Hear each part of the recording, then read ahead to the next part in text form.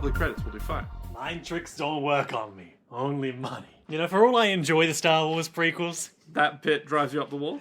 even I can't defend Watto and the Nemoidians. Why can't you handle the Nemoidians? You mean the Japanese aliens? Played by white men? Whatever. Yeah, okay, fair. Ooh, Strike 3 has sent us a message.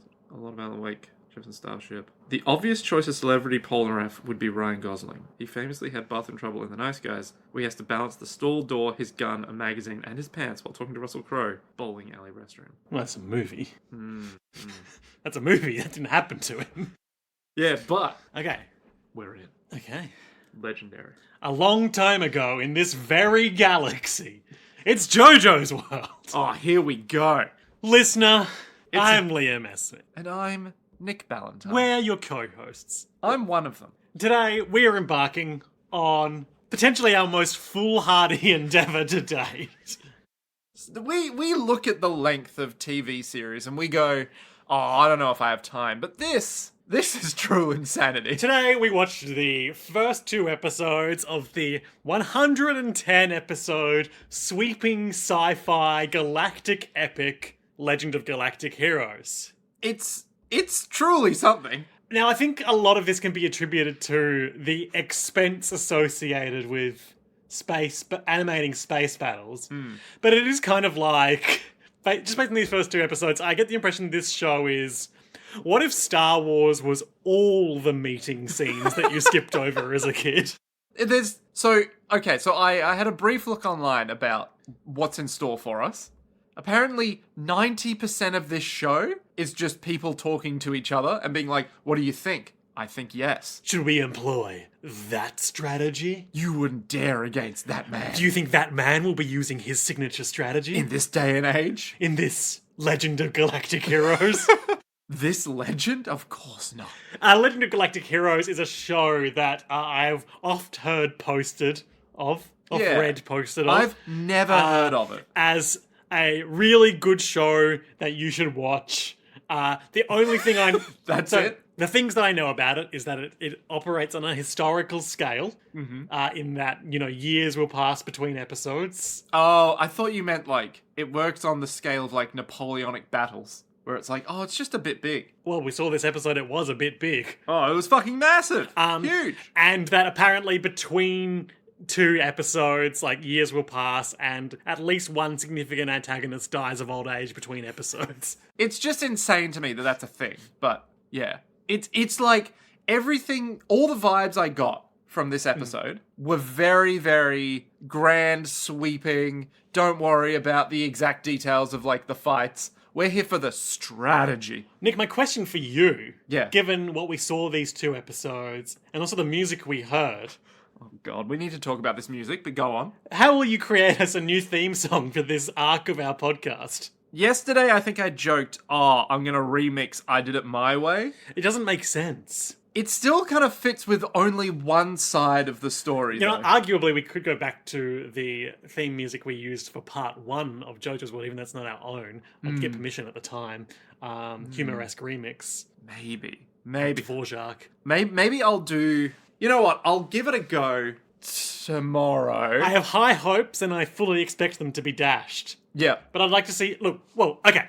We're skipping ahead through some of the planned preamble, the loosely planned preamble. I will tell you that I have found the specific pieces of classical music used in the first 2 episodes. Ooh. Wait, so it is actually classical music. It wasn't just made for the show. So I've found... This is using the... I don't know how to pronounce this. Gineipedia.com, which is a fan wiki of Legend of Galactic Heroes. That's Gineipedia.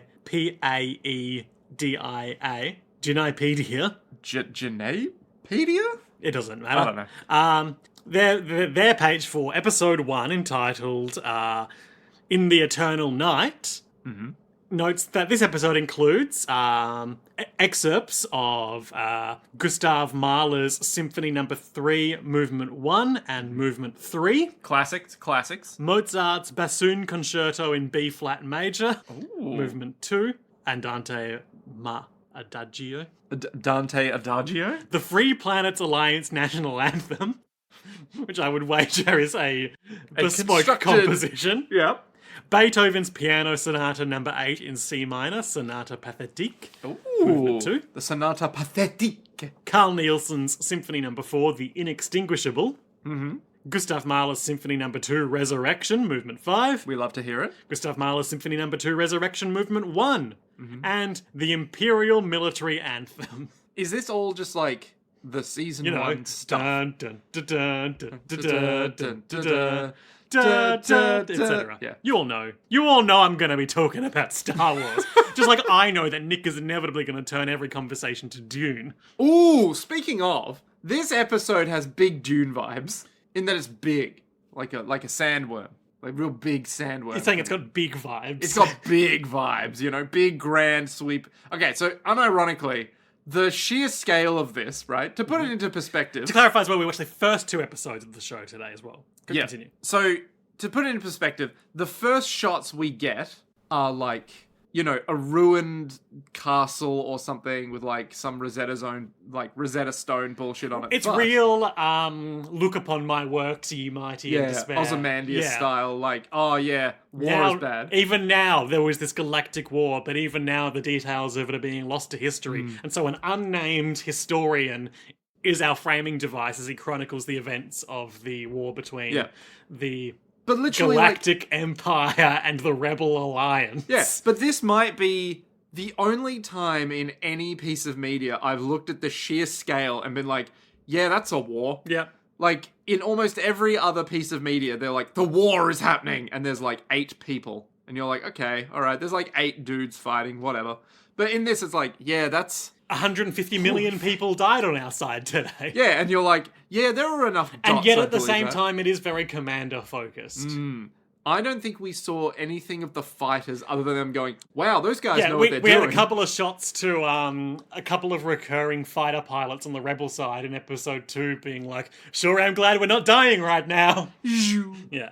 Episode 2, which was entitled The Battle of Astarte, features music from Gustav Mahler's Symphony number 3, Josef Helmsberger Jr.'s Bolzin, Yep, the Imperial Military Anthem, I'll believe it. Free Planets Alliance National Anthem, Mahler's Symphony number 2, Resurrection, Brahms' 6 Pieces for Piano. Brahm! Someone in our audience is a orchestral music An absolute fiend. aficionado who's like really going to get excited for this show on hearing all this. Yeah.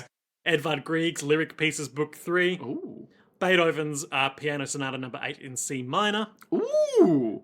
You're saying that like that means anything to you. No, isn't Symphony number 8 really, really famous? Beethoven's Symphony number 3 in E flat major, like and that. Mahler's Symphony number 3. Oh, no key? no key for You that thought I one? was going to continue there, but I said I couldn't be bothered. The other thing that I'll note, just based on while I've got this Dunypedia page up for the first episode, in the Apocrypha section, it notes that this episode omits backstories that in the novel the reader would know by this point. Oh. Backstories of Reinhard and Yang, as presented in the original novels, they are only depicted later in 2 distinct episodes of the anime. Interesting. So there's a lot of assumed knowledge between the 2 protagonists in this show, Reinhard and Yang, in these 2 episodes where they keep going, I think we're going to win this battle unless that man is commanding the enemy fleet, referring to each other. Yeah. So clearly they are known quantities to each other, but we don't know how or why as anime-only watchers at this point. Yeah. This is like typical fucking, what do you call it? Like adaptation sickness, right? Where Okay. they'll take something that's like, oh yeah, this happened in like the first chapter. And then they'll go, oh, but what if as a nice little hook for the audience, we just didn't tell them at first? Yeah. Like, if you think about, like, Wheel of Time, right? It's a bit more in media res. Yeah. It's like, you literally just go, oh, well, no one knows what the answer is yet. And it's like, well, actually, in the book, they just tell you outright what's happening. Like, even in Dune... What's that? What? Dune? Dune. Oh, well, it's a story that's as old as time itself. How would you describe the sort of rhythms it's written in? I'd describe them as fat boy slimish. Oh, okay. I think I've referenced this on the podcast before. Frank Herbert famously said Dune was written with libidinal rhythms. Oh, God. I think I remember that as well. Oh, Jesus. No, the point is, you can just imagine, like, some filmmaker or some TV, like fucking Amazon TV studios, right? They'd just be like, oh, well, no one knows who the bad guy is, right? Like, no one knows who it is until we show it to them. So why don't we just hide what's going on? We know until who way the later? bad guy is because their uniforms are evil coded. Oh, yeah. But, like, literally, they would be like, don't show them any Harkonnen, right? Don't show... Sure. And then no one will know. Oh, okay. Right? And it's like... Hey, why? Why would How you about do that fucking Like a Dragon series Amazon has announced is coming out this October? Can we just go back to the fact that we made a joke at some point about Yakuza on our Discord? Undeniably, we have made a joke about Yakuza on the podcast in the past. But, like, literally within the week of that announcement, we made a joke of, like, wouldn't it be funny if, like, you know, this person was playing, like, this guy on Yakuza? And then within that week, once again... Are you misremembering how we were stunt casting Part 3 characters last podcast? No. There was at some point we said something about Yakuza. I can't remember when it was, but it was in the week. Okay. And then, out of fucking nowhere, coincidentally, yet again... Once again, I'm tuned into the universe. Yeah, one of Liam's interests gets a new adaptation. What is happening? Like, literally, this has happened like 4 times now. Where you're just like, oh, I feel like a bit of Star Wars. New Star Wars content announced. The zeitgeist is in tune with me. Nick, we've danced around what this show is about a little bit, but I think it's because it's A, very old, and B, I'd say potentially an acquired taste. Yeah, I reckon it's safe to say that if anyone's going to listen to this podcast about this show, they're crazy. And we're here for it. I think it's worth spelling out explicitly what the premise is. Okay. So I've got here, from that same Genaipedia, the summary. Of the whole series? The concept summary. Oh, okay. All right. For over 150 years in the distant future, 2 interstellar human states, the Galactic Empire and the Free Planets Alliance, so this is obviously a very Star Wars, Rebel Alliance, and Galactic Empire, Yep. Democracy versus Empire, were embroiled in what seems to be a never-ending war within the Milky Way galaxy. Out from the ravages of war emerged 2 young stars whose deeds would make them worthy of the appellation of Galactic Heroes. They are Reinhard von Lohengram from the Galactic Empire and Yang Wen-Li from the Free Planets Alliance. And we will be watching over the course of the next 110 episodes Just them. their rise to prominence and, I'm sure, their daring exploits. and there are many fights against one another, I assume, which is just going to be all the fights? Maybe. So Maybe? what we know so far is that the Empire is... It's an empire. Yep. And its uniforms are evil coded in that they're black and have a lot of, like, sinister silver trim. Yep. Very, like, ooh, we're definitely not Death Soldiers. But if we were... They also have a Death Star. Oh, yeah, true. We'll get to that. Yep. And the... I keep going to say Rebel Alliance because of Star Wars. The Free People's Alliance, Yep. the FPA. Yeah, they are democratic. Yep. They seem to be more multicultural, and they have characters, even just these 2 episodes, characters with names from a variety of, Earth cultural backgrounds, whereas the Empire seems to be predominantly German. Yep. They're all, like, white old men. And their flight suits are Star Wars coded in that they're orange with white accents. Yeah. Have we seen any fighters from the Empire? Don't think so. Yeah, okay, alright. We have seen general, like, troop uniforms, though, which are just black, though. Yeah, they're definitely not Death Commandos, but they might be Death Commandos. Yeah. Oh my god. So we've got evil space Germany versus not evil democratic, not Rebel Alliance. They're evil coded. We don't know if they are evil yet. We haven't seen them do anything evil. Other than... Be in war, Yeah. which the other side is also in. But use their giant space laser to basically decimate their entire fleet in one go. Yeah. That feels evil. So we also learn in the second episode that... Okay, let's lay out the galaxy map. Okay, alright. Star Wars Battlefront 2 galaxy map, there are specific trade routes. Or war routes, like in Helldivers. You're playing a 4X space game, you've got your hyperlanes. On the left side of the galaxy is the Rebel territory, the Galactic Free Alliance territory. Red dots, red lines. On the right side is Imperial territory. White dots, white lines. Then there is a little section of contested or neutral space with far fewer viable trade routes. In that area is one neutral planet that's basically war profiteering off both of them that we touch on a couple of times in these 2 episodes. It doesn't really seem to be a big deal yet. Yep. And also the one, like, viable route between the 2 sectors where the Empire have built their Death Star to blockade that route. Yeah. So for some reason... Eisenhorn Fortress. For some reason, you can't just go anywhere in space. Yeah. It's literally like we have all this space up or down on the map, but we can't use any of it. Yeah, that would be cheating. And it's like, okay, why? Why? But it's just empty. The only viable route. The only viable route is through this one little corridor of planet. Where they've put their big liquid Death Star. Yeah. It's really weird as a big Death Star thing as well, but we'll get to that. Yeah, we'll get to that. And these 2 episodes are all about the lead up to and events of the Battle of Astarte. A huge, massive, battle. epic space battle. And the recurring theme on both sides of the conflict at this time is that our 2 protagonists, Yang and Reinhard, are both brilliant tacticians who do not have the respect of the senior officers, the old men who are stuck in their ways. Yes. And for that, their fleets pay. Yeah.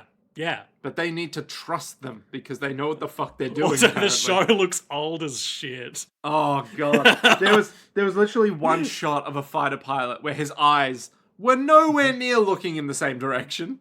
So something that we only picked up on when watching the second episode, but is really nice, is that the opening, which we cut straight to, seems to be from the perspective or focused on the Empire. We're seeing shots of all the Empire characters and, well, one character who we know to be more associated with the Republic at this stage. Yep.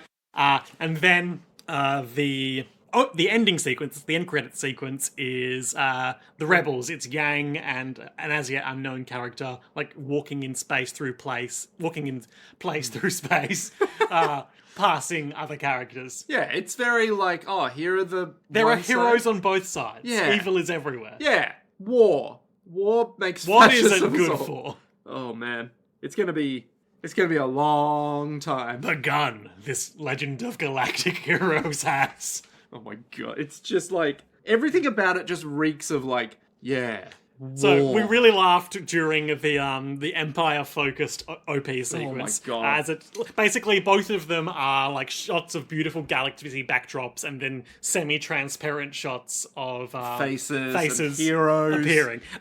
And there's like a good 20-30 second sequence of the opening where it's showing us like the secondary admirals in the Empire fleet, and it just looks like it's just flashing up time after time a bunch of men who all basically look the same.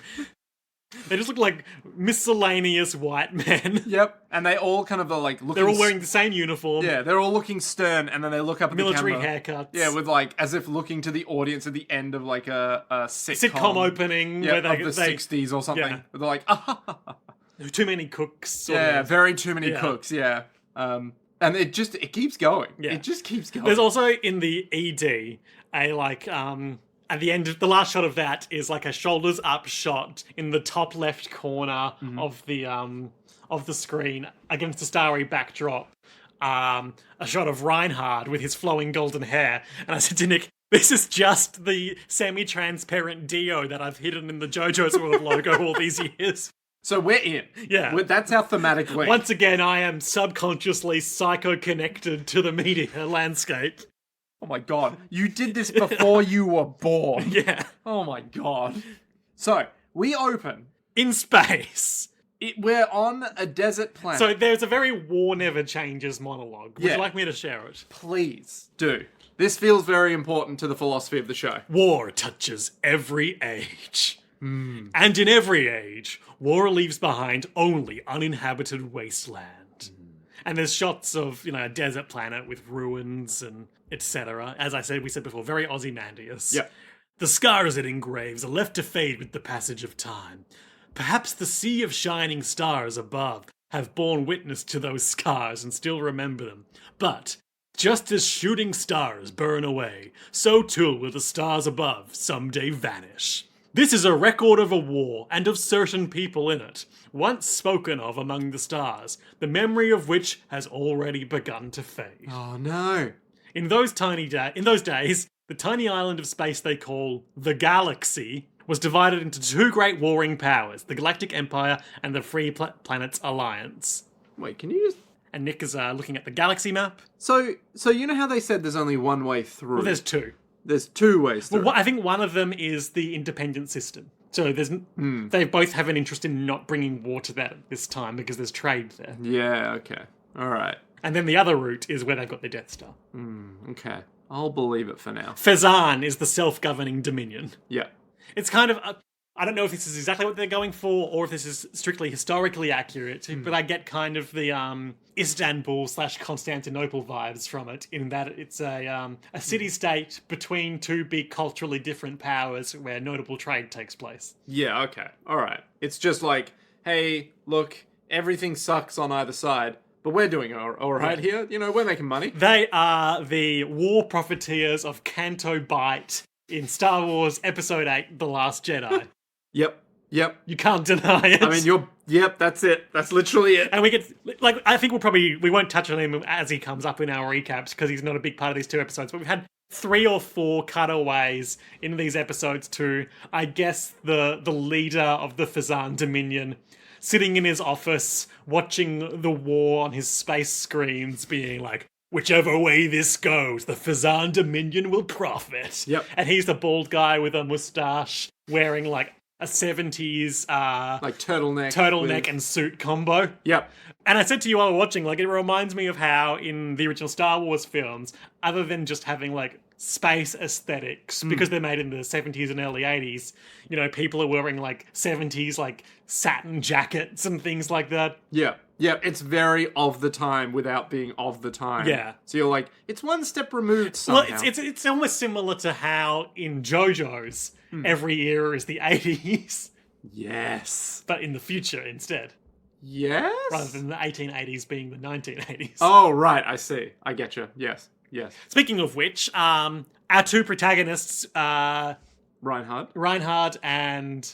Commodore, not Lap, because he hella died. Yep, Yang Wu Li or something? Yang Wen Li. Bear a resemblance to less buff versions of Jonathan Joestar and Dio Brando. So it's all linking back to JoJo's. Mm-hmm. Reinhard, the Imperial commander. This young... He's got some relationship to the princess or something, sister. But we don't really know the exact specifics there. Blonde brat. Blonde, like, sharp eyes. Sharp nose. Sharp features. Yeah. He's very cunning. Yeah. He's got that kind of, like, Dio look about him. He's got that sort of cold demeanor. He does. And he's like, I'm obviously the smartest. Like, I know what to do, and I'll win. Commodore, soft, beautiful, friendly. Yang Wen Li. Yeah. Blue hair, kind eyes, empathy for the other people in his fleet. Yeah, actually, to be fair, the first guy, Reinhard... He was like, that fool's turning his ship around. He'll die and it will be a lesson to the others. And then he dies and he's like, it's a lesson to the others for disobeying me. Oh, what an asshole. Yeah. So we got this map. Yes, back to the recap. The map. The Fezan Dominion sits between them and they're ready to war profiteer. The war's already been going for 150 years. And we are treated to the calendar of the two. It is either, depending on whose calendar you subscribe to, UC 796 January or RC 487 January. All numbers I am very familiar with. Both January. Coincidence? Well, if you're going to make trade, you got to know what the end of the financial year is. Yeah. Oh, shit, I forgot about the fucking... So, our introduction to Reinhardt is the other admirals of the fleet, who are all old men stuck in their ways, are going to see him to hear about his new tactics because their fleet is outnumbered by the assembled rebel fleet. You forgot about the Travelator, No, I'm about to get to the Travelator. Liam. And so the guy that we're following, I don't know his name, but he's got grey hair and a moustache. Yep. He leaves his shuttle. There's, like, stormtroopers essentially saluting to him. Yep. It's all very evil. And he steps onto this golden travelator that the other admirals are standing on waiting. And it's very sort of Jetsons travelator in the hallway. Yeah, it's like they hop on it and they're all in line and they're just like, okay. They like snap to attention and just speed along to Reinhardt's office. Yep. It was hilarious. I just love... It also saves on walking cycle animations. I was about to say, it's like literally it feels like the excuse so that they don't have to animate people walking. Yeah. So they go to Reinhardt's leather-bound command center. He's got this massive chair, like this fucking throne of an admiral's chair, with a footrest. He's like attaché, whose name I forget. It's not Leonard, is it? No. It'll come up. We'll get to it. He's got this red-haired sidekick in these 2 episodes that basically exists to praise his strategies. Yeah. He's a second in command, but he's like... And in the OP, they spin around each other in a way that made us think they were childhood friends who become enemies, but they seem to be the very best of associates. Yeah, they just seem to be work colleagues. Yep. I guess we'll find out in the much foreshadowed backstory episode. Ooh. I kind of wish my work colleagues would spin around while I was back-to-back with them. Stargazing excellency. I love the stars. Immovable, their twinkling forms fixed in the same place, always watching over us. Our battles are insignificant compared to that vastness. So now you know what people in this show talk like. Yeah, it's non-stop, grandiose, fucking like... It's like if you and I, every time we looked outside, we're like, yes. The courtyard! It gazes down on us and makes my petty squabbles with a leak onto my carpet seem almost insignificant. But fear not, even in the insignificance of such grandiose nature. In the grand nature of time, even that courtyard shall crumble. And the significance of our events shall fall into history. But that history shall remain, Liam, forever. Much like the pillar that is conveniently in the center of the courtyard. I am a pillar of this podcast. Blocking the view of fame. That's right, Excellency. It's so fucking, like, over the top all the time. So here's... Except for, that guy's gonna die! Yeah. Okay, there's a flashback later on that's gonna... we'll get to it. Oh, so good. Reinhardt's offsider exposits the enemy, that's the Rebel Alliance. Fucking hell. The Free People's Galactic Alliance. Yep. Their assembled fleet is double the Empire's size, nearly 40,000 ships, and is currently surrounding the Imperial fleet on 3 sides. Oh my god. So the 5 admirals have come to put Reinhardt's ship to... Put him in place. Yeah, or to, try to convince him to retreat. Yeah. Do anything that is not attack, because he's outnumbered, like, fucking, 4-1 or 3-1 or something. It's just ridiculous. And then there's it's not the most sophisticated obfuscation, but they basically, he's like, let me tell you what I'm gonna do. And then we cut away to, we had the first of our cutaways to, Fazan Dominion, which was basically like 2 lines of dialogue, and we cut back to Reinhardt being like, so that's what we'll do, and that's how we'll win. And all of them are like, yes, we understand now. No, I thought they were like, you're crazy. They begrudgingly understand now. Yeah. Because because they're an empire and he does have official command, but they don't believe this will work. Yeah. Or they don't have full confidence in his abilities. They're like, this is a because he's a young hotshot and they're set in their ways. Old men whose foolishness will get them killed. If only we could trust the young. Which we never will. It's time to move forward. You've heard the plan I've thought up. That plan is only good on paper. It won't work in practice, Excellency. Get the fuck out of my sight. I'm the commander here. Yeah. And if they identify his orders, he will court-martial them, essentially. Yeah. Through the Imperial laws or something like that. Yep. So as they're sliding out, they're just like, he's a madman. He's a child with no understanding of real war. So then I think Reinhardt is like, oh, I'm going to make this victory a gift to my beautiful sister on her birthday. Meanwhile, in the Victorian England house his sister lives in a mid-lake gazebo. She's looking at the water. She's got a 5-head. Yep. She's got long... I'm sorry, a what? You know what I mean. No, I don't. What the hell's a 5-head? Oh, a 5-head. Yeah, gotcha. She's got her head is mostly 4-head by scale. And she's got long, golden hair. She's princess-coded. In the back, there's like two kind of military. There's like, who I retired assume is probably guys. the Emperor and like an attaché. Yeah, and they're just like, so what of the war? Yes. How goes the war, Excellency? Yes, her younger brother leads the force, doesn't she? Yes. Now we all know who each other are. I don't think we see them ever again, probably. Not yet. Yeah. Yeah, they'll die of old age between episodes. Yep. Princess looks longingly Oh, into and the river. sorry, I missed this. So the princess gives flowers to Sieg, who is Reinhardt's offsider, whose name I couldn't remember, telling him to take care of Reinhardt as a boy. So redhead guy. They've got a relationship. Yeah. Redhead guy, look after Siegfried, His Excellency. Yeah. Yeah.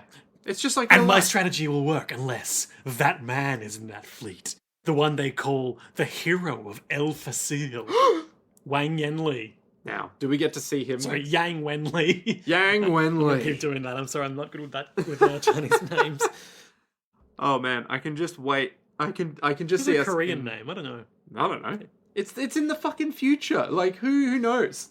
Yeah. Who knows where we're gonna get to in 100 Anyway, episodes when we're like, yeah, it's still Wang. No, it's not. It's Yang. So Yang is having the democratic equivalent of that conversation with the old men who run his military, right? The democratic equivalent of that In conversation. that he doesn't have absolute command here. He is presenting a strategy to the military hierarchy. Yep. And there's like a boardroom. And they're like, you know, it's a good idea, and it's not a, it's not a good idea. it's not a good idea, but, and we are rejecting it. It's not a good idea, and we are rejecting it, but this isn't a repudiation of your abilities. And he's all like, well, I guess that's all the praise I could ask for. Yeah. Those fools! Those feeble-minded fools are gonna get us all killed!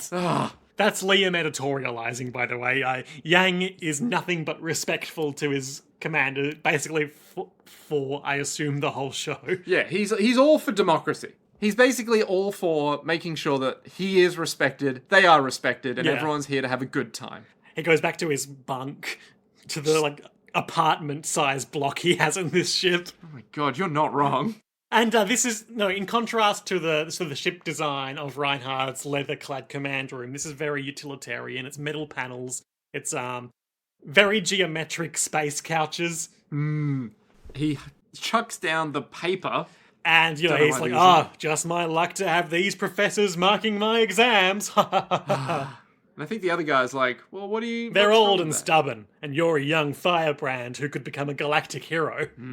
Oh boy, will he. But, you know, they're still once again, we have the other side of the conversation where the numbers are on our side, and we should be able to win, unless the enemy commander is... That man. Reinhardt. Count Reinhard Lohengram. The very same. The senior admiral, the commander of the White Ship. That's the guy. There's no telling what he'll do. They know about each other somehow. But how? We don't know. Oh, okay. Quote, getting this tattooed on my back. I don't want to walk the road to hell just yet. You want to get that tattooed on your back? Yep. Yeah, okay, I can see that. So then meanwhile, back on Evil Ship. Meanwhile, the evil admirals are like, well, perhaps he will win. Knowing him, he'll come up with some crazy Anakin Skywalker Clone Wars style plan to turn it all around.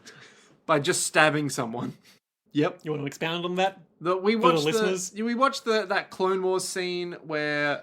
Second episode of the Mandalore arc. Yeah, where... The first Mandalore arc. Tan Merrick, whatever his name is. You remember his name better than I do. He... Kidnaps Satine, and then Satine's all like, Obi-Wan, don't kill him. And Obi-Wan's like, okay. But then, in order to... She steps on his foot and grabs his blaster. But in order to resolve this whole thing... Oh, they confess their love for each other. Yeah, they confess... Yeah. In order to resolve this, she would have to kill him. She ends up with his gun pointing at him, and Obi-Wan's got his lightsaber out, and he's got a bomb, a detonator that will explode the whole ship and everyone on board, which is, you know, hundreds of people. Yeah, but the thing is, she's a pacifist, so can't shoot him. And he's so overwroughtly being like, what will you do now, Duchess? Will you kill me and declare yourself a hypocrite? Oh no, being a hypocrite is the worst thing someone could do. Or will you hold steadfast to your ideals of peace? And what of you, Jedi Knight? Do you love your You could lover? kill me and become a hero to everyone on this ship. Everyone except Your pacifist beloved. How could she ever forgive you for doing the same thing she herself is now considering doing, which you would be saving her from having to do? And then... And she knows that you've killed people before. And then out of fucking nowhere, Anakin just shows up, stabs him. Stabs him in the back. And then they're like, Real, Anakin. nothing personal, kids. Yeah, it's like, Anakin, how could you? It's like, well, I was going to blow up the ship. What? He was gonna blow up the ship. Anakin was right. Anakin In that did nothing specific wrong. Instance, Anakin was right. You can be It's evil. okay to kill a man who is actively saying he's gonna blow up a ship full of hundreds of people. Now listen, Even if you're a pacifist. you can be evil and still make a couple good points. You can kill that man and still not commit your planet to an intergalactic war. This guy, though, definitely has more evil vibes about him, though. Reinhardt? Yeah. I feel like he's... Well, he uses a hammer in Overwatch. And So basically, what this guy's plan is, right, is the fleets have surrounded their current fleets. oh, sorry, these other two officers do exposit about how Reinhardt doesn't have all the staff officers with him that have led to his previous great victories. Maybe he has a lot of attrition in his forces or something. We don't know at this point. Yeah. But the thing is, they don't hear about victories And from each other. battles can't be fought by one man alone. You need good staff officers implementing your orders beneath you. It's true. And then they needle each other like, oh, you don't take credit for any victories at all. You must have great staff officers beneath you if you're not taking the credit from them. Oh, well, I don't hear any victories from you either, so you must also have some great staff beneath you. Yeah, so Reinhardt's plan, as you were saying. Reinhardt's plan is that they're surrounded on three sides. They've got 3 enemy fleets, and we come to know these as the 2nd, 4th, and 6th Alliance fleets. Second is in front of them. Fourth is to the right. You've got a better understanding of the geometry of this than I do. Sixth is down at the bottom, right? So basically you've got second fleet's in front and they're like, well... And the conventional tactic, apparently, would have been for Reinhardt to split his forces and engage each fleet at once. Yeah. But instead, he's going to, in the only way I have managed to reconcile this in my head, he's going to blitzkrieg his way forward. He's going to attack the 4th fleet head on. And I believe the idea is his individual forces are greater in number than the individual than one three of these. fleets. Yeah. Yeah. So it goes, in total, I think they have something like 45,000 or something like that. But if you divide that by 3, you're only left with 15,000. Yeah. But Reinhardt has 20,000. That's an overwhelming number. So basically, Reinhardt does that, and he effortlessly obliterates the 4th fleet. And the dilemma on the other side, in the our protagonist Yang is on the 2nd. He keeps telling his commander, "The 4th fleet is lost. We should group up with the 6th fleet so that we outnumber the enemy." But the old man who's going to get us all killed is like, "No, while there's still hope, I won't abandon the 4th fleet. Even though it's hours away and will almost certainly be dead by the time we get there." And guess what happens?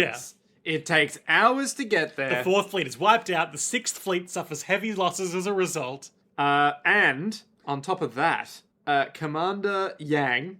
We also get a whole bunch of shots of random people. Yeah, we cut away to a random evil restaurant where a guy with heterochromia and another blonde Empire guy are drinking wine, being like, "The battle sure is about to happen. I wonder how Reinhardt will do. HR won't tell us." It's just like, there's so many shots of random people who say absolutely nothing. Yeah. But it's all very grand and very like, well, perhaps time itself is at play in this war. And you're Yeah. like, yes, they are saying something. I don't know what it is yet, but they're saying something. So, Yang is like, okay, we need to help the 6th fleet because the 6th fleet has my buddy in that. Yeah, Lap. Little old Commander Lap. Jean-Paul Lap. That was his name, right? I think it was Jean something Lap, yeah. So Jean-Paul Lap. And he has the exact same conversation with his commander in one of his 2 scenes in this show before he dies, where he's like, "The 4th fleet is lost. We should rendezvous with the 2nd. And he's all like... We will rendezvous with them at the 4th fleet's location." And Lap is like... No! So this other guy's like, well, listen, you're under my command. This is what we're doing. And then in the very next scene with Lap, in the 6th fleet, they just get blown up. Yep. They straight up... Because what happens is Reinhardt just fucking destroys the 4th fleet. the 4th fleet in front of them just by ramming into them. And his forces like are doing their own like stupid old men thing where they're like, Ha! We've got them routed. Let's spend time here and mop up the remaining fighters. And Reinhardt is like, no, that's a waste of energy. Save it for the other fleets. Yeah, so he's like, rest the troops, get them into their hypnopods or whatever Yeah, it is. that's right, the hypno sleep pods, which give you 8 hours worth of sleep in one, but no dreams. A couple of, like, stormtroopers exposit to us. And one of them's like, but you wouldn't want to dream in war. Hang on, yeah, You'd only have nightmares anyway. I'm going to find this conversation. Oh, it's so funny. So yeah, he doesn't want to waste any time because he's like, listen, we don't want to mop up here. There's no point. They'll just regroup and gang us and, we'll die. There's still a long battle ahead for us grunts, and this guy, he's wearing the standard Imperial uniform, but he's got, like, the front unzipped and he looks a bit like the Fonz. Yeah, I can see that. Yeah. And he's also got a cybernetic arm because he's a rare person in this day and age who has survived a battle injured but not dead. That's because right. in space battle, You either die or you live. yeah, to stay alive, you have to rest when it's time to rest. These days, you don't die from wounds like those. Like with my arm. Nifty, huh? But with war now, one shot and your whole ship goes up. That's why we don't get many wounded. In the end, we either live or die. Anyway, let's get some sleep. So their hypnopods are literally like... They're standing upright, hip sleep pods. Yep. Because you can pack more in that way, I guess. With a human outline. Yep.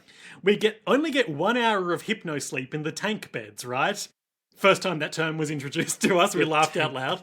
Hypnopods. Hypno sleep. Yeah. An hour in this rests you as much as 8 in a regular bed. But no dreams. But there's no time to dream. There's no need to dream during a war. All you ever have are nightmares anyway. Close the coffin as it... Yeah. So Symbolism. It literally like falls down and they're just encased in a coffin. In an Amigara Fault-esque like This was my hole. pod. Oh. So yeah, as we said before, Lap is once again futilely arguing with his commander, and then his whole ship blows up, and he's like in a flaming hellscape, impaled by what looks like a huge tree. And how could we forget this the scene? hull of the ship? And he seems to be the last person alive in the room because he's been lifted above the fiery inferno below. By a giant steel cylinder girder thing. And he says to Yang, his friend on the other ship, Yang, don't end up like this. Let me just reach into my pocket and pull out my space photograph container. Jessica! I never got to see you again. And he pulls out his little hologram of her head, which then falls into the fiery inferno below. What could it mean? Jessica! What could it mean? What? It's fully self-explanatory. So, Yang, meanwhile, is on his ship being like, No, Lap, my best friend. he's gone. There's no hope. But there has to be hope. Listen, Commander, you should definitely, instead of, like, trying to... No, I won't do that. I'll continue to do futile old person tactics. Ah, fine. And then Reinhardt is just like, Yeah, everything's cut back to going Reinhardt, beautifully. and he's like, yes, victory is ours. Narrator cuts in, which doesn't really happen that often in this show, so it was quite jarring. Oh, yeah. But even as he said it, Reinhardt, later to be called the invincible hero, was almost convinced that victory was his. And that was the end of the first episode. Just, like, so little and yet so much in It's that a lot episode. of meeting scenes. It's a whole lot of talking heads and a whole lot of, like...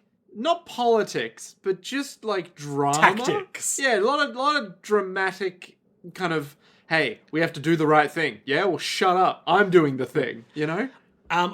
Crucially in the second episode, at the start of it, we got some more exposition about the, Oh, the Death Star. but the independent planet, Fezan, or whatever it's called. Yep. And it told us that its leader is the feudal lord Adrian Rubinsky. Oh, his Loving the names in this. These names. Oh. Are we going to have to remember all these characters? Yes, Oh, and fuck. more. Should we make a chart? Maybe so. Yeah. We should make the Star Wars Bounty Hunter Wars fuck. betrayal chart for this show. Yeah, where Darth Vader betrays No, some Darth guy. Vader's not involved. Sorry, Anakin betrays... No. Where Boba Fett Where Boba Fett betrays Bosk, who betrays Boba Fett. Yep, Who betrays Prince Zizor. Who betrays Boba Fett. Yep. Who also... Who betrays the Bounty Hunter Guild Reform Committee. Wasn't there one that was literally like, Boba Fett betrays Boba Fett? Yeah. And it's like, what? What? He did some Revolver Ocelot style self-hypnosis to betray Yeah. himself. Not really. Oh dear.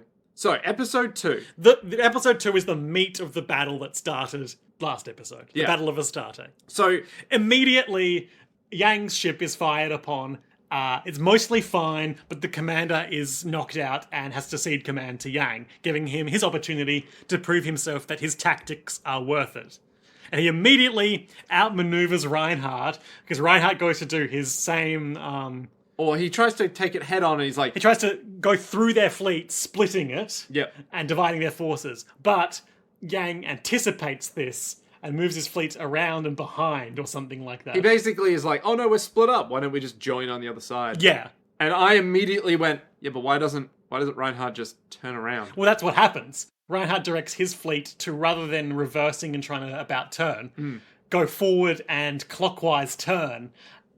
One of his admirals is like, fuck that, I'm going to go fight them, and immediately gets destroyed. That's right.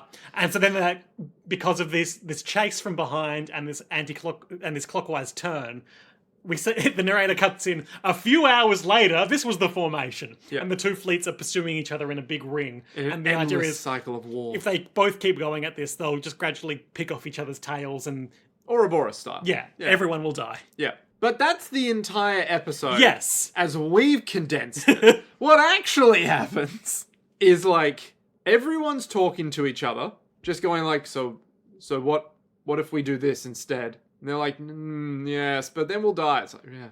Yang spends a whole lot of the episode talking to this guy with like teal hair and his arm in a sling, whose name I didn't get. Yeah, I don't know who this guy is either. But... It's just a friend or ally. And we get a lot of shots of... Look, I gotta say it, the Imperial Dominion's ship logo is yonic as hell. It's just so gaping. It's just a vagina. It's huge. Like, it's all over the place.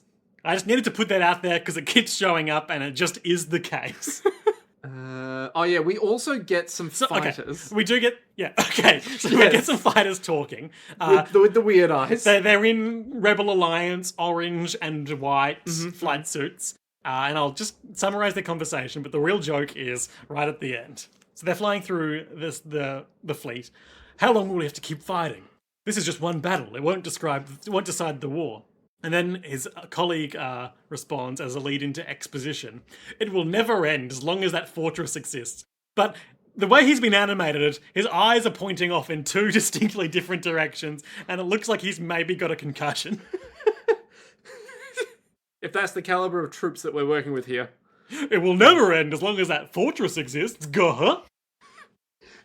My mom always used to say. So the Galactic Empire have a Death Star-style impregnable fortress, Eisenhorn Fortress. Is it Eisenhorn? Oh, I think so. Eisenhower or something. Some German... Iserlohn. Iserlohn. Iserlohn. Iserlohn. In the Iserlohn corridor. Iserlohn. The only navigation route that is possible. I guess without violating the free space of that independent dominion. I guess. So this is the top corridor of the galactic map, of which there is only 2 corridors between the 2 different sectors. Because there is, quote, a huge zone where navigation is impossible. Not sure why. Yep, unclear. Nebula? Probably not, but we'll see. So we basically see that the giant fortress was constructed 30 years ago. And it is effectively a big sphere. What is it, 60 kilometers in radius. Its exterior, a thick layer of liquid metal. And it's got these little, like, nodes floating in it. The liquid metal withdraws and it creates, like, a field of electricity that then fires off a huge ship killer laser. And, yeah, it's pretty fucking massive. Yeah. It shoots out into some fleets that we see. I don't know if this is the same fleet, but This might just be expository to demonstrate the nature of it. And it just disintegrates everything. So this is apparently another anime/novel difference, where this is being introduced at this stage to foreshadow its involvement in the story later, whereas in the novels it was not introduced at this stage. I guess only came up when it became relevant. Much like the Death Star. Immediately? Well, you know how in the novels of Star Wars, they don't introduce the Death Star until much later, when Luke is trying to destroy it. But in the movie, they brought it up much more quickly to make sense of why... Well, that reflects what happened in the actual history as well. Exactly, yeah. Yep. Man, the novelization of Star Wars is terrible. I've read the novelization of Star Wars, actually. Revenge of the Sith has a really good novelization. It's written by R.A. Salvatore. Is it? Wait, Revenge of the Sith? Salvatore? Oh, sorry. I'm thinking of Attack of the Clones, which the novelization of that is not good. I think I've read that too. I think I've read... Go on. Phantom I've Menace? definitely read Phantom Menace. Okay. I've read Attack of the Clones. Yep. I don't think I've read Revenge of the Sith, but I have heard it's good. Okay. And I've read A New Hope. Oh, there you go. Maybe The I'm New lying. Hope novelization includes a bunch of things that didn't make it into the final film, like Luke talking with Biggs on Tatooine. Biggs is his buddy, right? Yeah. Yeah. His old buddy who's like, I'm back on shore leave, I'm a stormtrooper, but me and a bunch of guys are going to hop ship to a rebel alliance. Don't tell anyone. Right, okay. Alright. Meanwhile, Reinhardt, Yeah. evil German Aryan motherfucker, is just sitting in his leather chair being like, now listen, Listen, the enemy commander, he's hot shit, but so am I. as long as that man isn't on that vessel, Well, we're but okay. he is.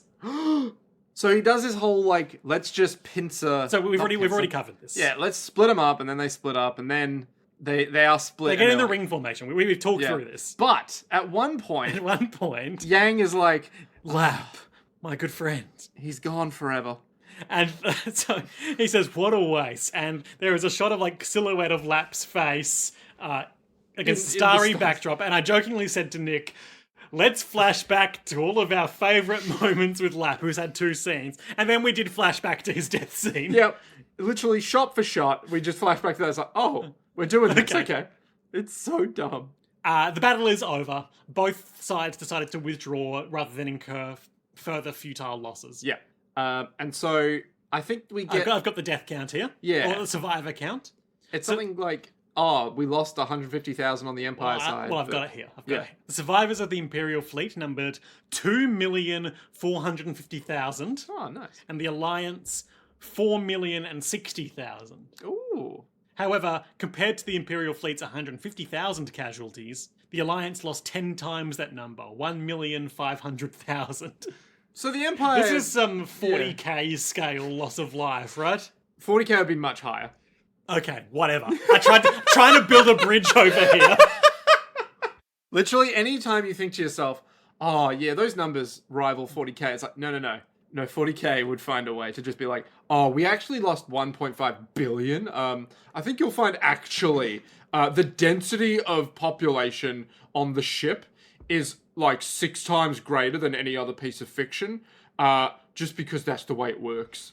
There'd be trillions of deaths per ship. Okay. Yeah, it'd be that. That's how I imagine. Well, I every 40K tried to build a commonality between you and I at last, and you Don't worry, Liam. rejected the office branch. Don't worry, Liam. You'll never fall into the trap of 40k. I will never let it happen. Meanwhile, Jessica, Lap's dear beloved, is playing piano in a beautiful flight suit. She is. Beautiful lime green flight It suit. was a dress, isn't it? It's not a... Or maybe it's a... It's like a sort of jumpsuit sort of thing by the look of it. It's a jumpsuit. Oh no, it's a dress. Yeah. It's a nice lime The green top dress. half of it looks a vaguely flight suit-esque. though. Absolutely. So she's playing piano and then she hears like a broadcast. So this is the only like diegetic example of this. It's something Nick really enjoyed while watching this is whenever they were doing like some of the brief and obviously very hard to animate shots of space combat, you know, where ships are lining up behind each other and loosing volleys, they would play some of those classical pieces we alluded to earlier. But then when that was done, it would just abruptly cut off to like a shot of Yang being like, yes, the strategy. And it's just like, it's so jarring every It single feels time. like mid-note. Yeah, and you're just like, okay, alright, don't fade out or anything. This time, however, Jessica is playing the piano at her piano and stops because she wants to go and call in about the result of the war. Yep. And she finds out that Yang is dead and has been Double posthumously double promoted to captain. As a hero. Yeah, and she cries and like clangs the piano because she is sad. Yep. Because who wouldn't be? of emotions. Yep. And I think the next shot... Not from a Jedi point of view.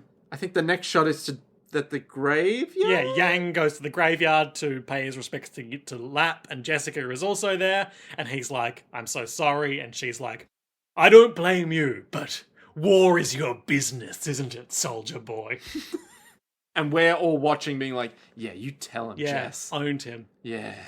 And Reinhardt is... Oh, there's a cutaway earlier to the princess and an unnamed baroness who brings her some wine and is like, your brother sure has done well in the war. He'll be promoted to fleet admiral for this, and that cute red-haired boy will become an admiral in his own right. That's the scene. Yep. I feel like there's going to be a lot of that sort of thing. Oh boy. A whole lot of information with like, well. The political landscape has ever so slightly changed. You're like, Political landscape or polocal landscape? What's a polocal landscape? You said it. Polocal? Did I say polocal? I think so. Oh no. It could be a sci-fi thing. The polocal The war on landscape. polocal is progressing well, Governor. You know what? I don't like polocal correctness. And yet there are these 5 atypical clones there who have been a thorn in our side. Star Wars, The Bad Batch. Oh. Does literally anything else happen? We got the guy from, Fezan. Being like, haha, yes, the prophets. The spice must flow. And these 2 commanders. Maybe they'll become some sort of legendary galactic heroes. And then big shot of space as the narrator is like, the year was... Space year 1796 and Imperial year 487. So ended the Battle of Astarte. How will future historians view this incident? But this war has only just begun.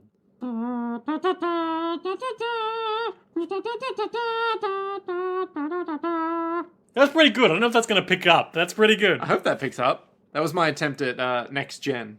Oh, is that a Star Trek thing? Yeah. Okay. Wait, what did you think it was? I thought you were just doing like sort of Last Post style memorial trumpet. Oh god, no. No, that'd be more like... Not literally the Last Post, but something in the vein of it. Oh god, no. No, mine was trying to be jovial. Oh god. Oh, well, I thought it was somber and reminiscent. Oh good. Okay. Anywho, that's the first 2 episodes of 110. Boy, Tune in boy. this week and every other week for the remainder of our lives. I'm genuinely so hyped. I think it's unlikely we'll do the entirety of this show in one thing, but we'll see how we go. Yeah, so I think the first season is 26 Yeah, episodes. I think we can safely commit to that. Yeah, which will look, it'll be fine. It'll be fine. There is also several other spin-offs and a modern remake. And many OVAs. Yes. Many OVAs. But Liam, what were your highlights? I mean, there's a lot to like here. There's so much to love.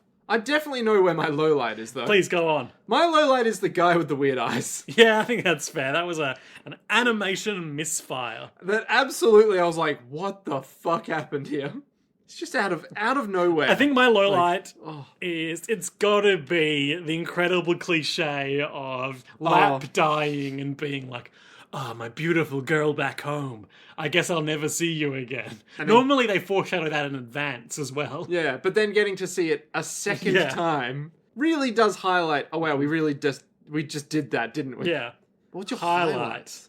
I want to say my highlight is actually just going to be when Reinhardt's like, okay, we shouldn't turn around. And then the dude is like, fuck you. I'm turning around. Yeah, you're a young prick. I'm an old genius. I'm going to turn around. And then he does and he dies. My highlight is the juxtaposition between Yang and Reinhardt, in that Reinhardt is imperious and evil-coded, and Yang spends most of the episode, like, lounging in a stairwell, being like, that's not a good idea, Commander. I'm telling you, we live in a democratic society. It's not a good plan. Yeah. I'm being democratic right now. I'm much more approachable than my opposite number on the other side.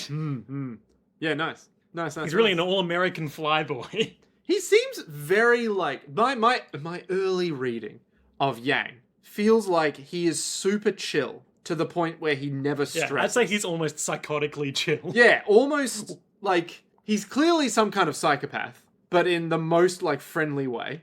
I get the feeling that that's going to come up later, where it's like he's going to be hardened by the war, or Reinhardt's like angry and will always be like calm, but very like, you shut your mouth. Whereas little old Yang will be all like, come on down. All right, let's give this a go. I think while objectively this was a colossal waste of human life, and the show does pay... I thought for a second. Waste of time. I thought you meant the anime was a colossal waste of human life. I was like, wait, what? Huh? The battle. Yeah, the battle. In terms of the death toll and the fact that nothing tactically changed in the battlefield. Yeah. It was a good way of introducing us to both of our heroes, showing that they're both competent in their own right, in that, it ended in a stalemate, mate, that didn't feel like a loss for either of them. Yeah. And both sides have very similar kind of views on them right now. And military cultural issues in the way that, you know, the older people are sticking very to derisive stale strategies. Yeah. And It's like the tried and true methods that are outdated and no longer work. they're like as well. two sides of the same coin. They're kind of two halves of the same face, forming one face. Yeah. Heroes. Yeah. Yeah, no. It's good shit. Good shit. I'm into it. Hey, listener, watch it.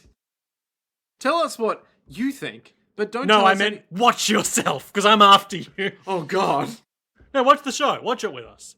I dare you. What Yeah. are you, a coward? Try and have as much restraint as we You some have. sort of stale old man who isn't going to embrace the new tactics by watching an anime from 1988. I can hear their voices already saying, but look, this waiting a fortnight to watch 2 episodes only works in practice. In Yeah, it only theory. works in practice. Yeah, it only works in practice. But in theory, it's impossible. Oh, man. Well, I think, what do we think is going to happen next on the Galactic War front, I suppose? Anything, I guess, because we don't have a clue where they're going to go next. Jessica is in the opening, so I think she's going to become a more substantial character. I think we saw her in, not a flight suit, but like not a dress. We saw her in pants and a jacket, so I assume she is going to get involved in the Alliance military somehow. Yeah. Maybe as like a civilian advisor, or maybe just as an officer in her own right. I won't be surprised if she ends up in the same fleet as Yang somehow. Yeah. You're talking about the lady in the ending credits who's standing next to Yang. Yeah? No, I'm talking about Jessica. But, okay. Lap's girlfriend. Yeah, so the person that's next to Yang is not Jessica. No, there's an unknown person in the end credits next to Yang who is not someone we've seen before. I want to know if they're going to show up next to replace the guy that was standing behind Yang this episode. Oh, you mean how in the 2 different episodes there were 2 different people standing behind him? Yeah, because like Yang's standing behind the main officer, but obviously he was there because he was just there. Yeah. So then next time, someone's going to be behind Yang, because I reckon we're going to be at the point where Yang's in his own shit. He needs to get his own adjutant. Exactly. Is that a word? Adjutant? Something like that, yeah? Assistant. Adjacent person. Yeah. We all need an adjacent person. He needs his own Krieger, or whatever his name was. The redhead guy on the other ship. Krieger. Oh, Siegfried? Yeah. Yeah, he needs his own Sieg. Yeah. Yeah, exactly. Krieger. So Krauser. He needs his Krauser. So yeah, his Krauser will be his Sieg. We can all agree on that. Yeah, and I reckon that's going to show up next episode for sure. Because otherwise, how long will we have to Because otherwise, wait what to are we find doing out? here? Yeah. Otherwise, what's the point? Yeah, exactly. And by next episode, we do mean in the next 2 episodes. Naturally. Of course. And what of the long run of these galactic heroes? It sounds like... I don't get the vibe that the guy who wrote this is going to be like, yeah, these guys are great. It sounds like Reinhard is on the fast track to promotion to Fleet Admiral, but will political machinations deny him that? So he's not a prince. His sister is... A princess. Or perhaps is like getting married into the family or something. It's not entirely clear. Yeah, and this dude is just here being like, I'm going to If only fuck we up had the that free people's flashback episode. Okay, so maybe... We are missing a lot of context for these 2 characters at this point. Yeah, so maybe in the next ep, it's been a few years. Everyone we've seen so far dies of old age between episodes. Yeah, I mean, maybe it's just been like a couple years. Maybe they've gone up the ranks. Maybe they're part of like small vessels leading like a small crew. I feel like that's a demotion from when they're both currently at right now. Yeah, I don't know. Hard to say. It's impossible to say. That's not true. That's impossible. The sheer grand scope lends itself too well to these sorts of hypotheses that could go anywhere. I'm just quickly pulling up the snooty conversation the admirals had after they left Reinhardt's office. Using his sister's favour with His Majesty to worm his way to power. So his sister is potentially courting His Majesty or vice versa. Yeah, so obviously she's gone for the prince. Or maybe she's just a politician and is influential in his court right now. But that seems to be at odds with how we've only seen her like swooning in gardens so far. Yes, I get the feeling that she is like a tool for Siegfried's family or something. So well, that's a pretty bold assumption based on what we've seen so far, but okay. We'll find out all that and more next time on Legend of Galactic Heroes, the JoJo's World Galactic Tour. Oh man, this is gonna be fucking rad. We're going to space, baby!